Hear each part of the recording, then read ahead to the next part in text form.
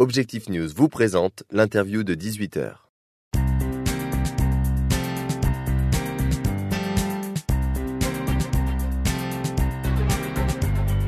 Bonjour, bienvenue sur objectifnews.tv pour l'interview de 18h en compagnie aujourd'hui de l'avocat Christophe Legvac. Bonjour.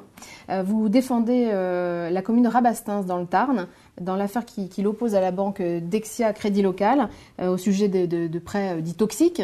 Très récemment, c'était le 20 mars, une conciliation a échoué. Est-ce que vous pouvez nous rappeler en quelques mots quel est le fond de cette affaire ?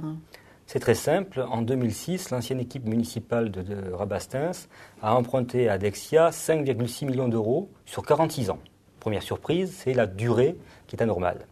Deuxième surprise, c'est que le taux était variable en fonction de paramètres extrêmement volatifs, ce qui fait qu'à tout moment, le taux peut passer de 4% à plus de 12% et même parfois jusqu'à 20%. Donc ce risque est extrêmement lourd de conséquences pour une petite commune de 5 000 habitants comme Rabastens. Et Rabastens a souhaité essayer de négocier avec Dexia. Comme Dexia faisait la sourde oreille, nous avons commencé par faire une procédure de référé pour obtenir la suspension des effets du contrat pendant 2 ans. Lors de l'audience en octobre dernier, le juge a dit que c'était peut-être dangereux pour Dexia. Il nous a conseillé de faire une médiation. Une médiation s'est ouverte. Et donc c'est cette médiation voilà. qui Elle a duré 6 mois. Au cours desquels nous avons pu échanger directement avec Dexia tout ce qu'on avait sur le cœur. Et on leur a expliqué que nous avions des reproches à leur présenter et que si la médiation échouait, nous pourrions les poursuivre, cette fois au fond, en justice. Dexia n'a pas voulu nous croire et nous a fait une proposition cette semaine qui était inacceptable pour la commune de Rabastens, dans le sens où... Quelle était-elle ? La commune, avec cette proposition, allait payer encore plus cher le prêt qui lui était consenti. Comme nous devons constater l'échec de cette médiation, nous allons maintenant passer à une phase 2 purement judiciaire qui va consister à attaquer le contrat à sa racine, à son cœur, en demandant la nullité du contrat. Donc vous défendez la commune, donc vous avez regardé attentivement, épluché ces contrats. Que disent-ils ? Ce sont des contrats extrêmement complexes, qui ne sont pas accessibles à des profanes comme des communes, surtout des petites communes de 5 000 habitants, qui n'ont pas d'équipe financière, et à qui on prétend offrir un taux d'intérêt bonifié, sans leur dire que cette bonification, qui est d'ailleurs très relative, va leur coûter un jour très cher.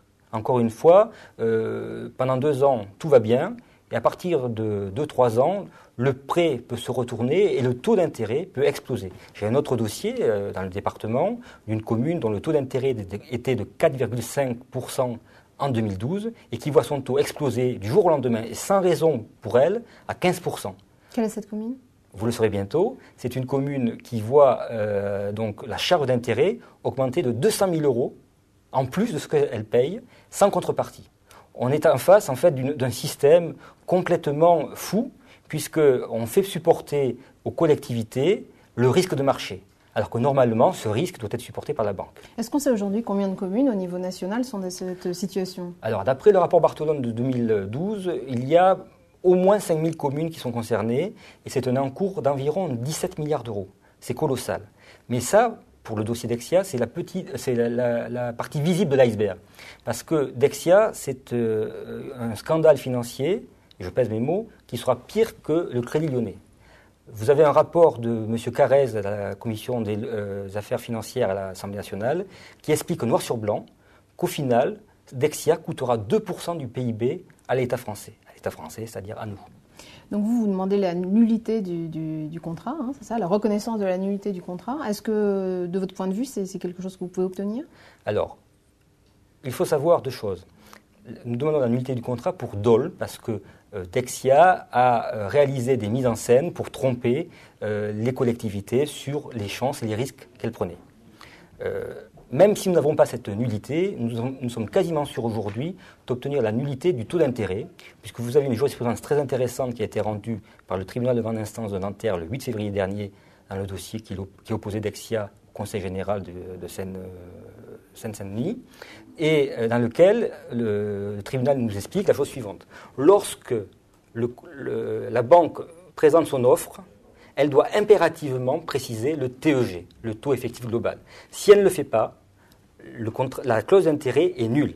Et dans ce cas-là, l'effet, c'est que le taux contractuel, quel qu'il soit, quelle que soit la formule, n'existe plus et il est remplacé par le taux d'intérêt légal.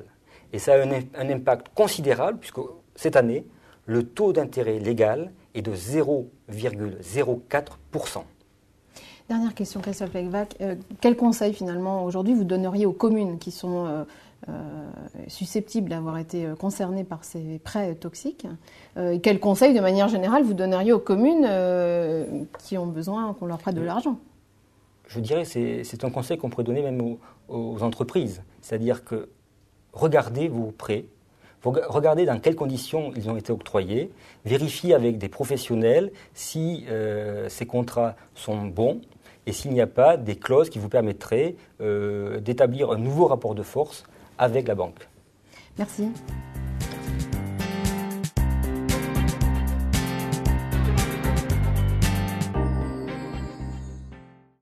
Objectif News vous a présenté l'interview de 18h.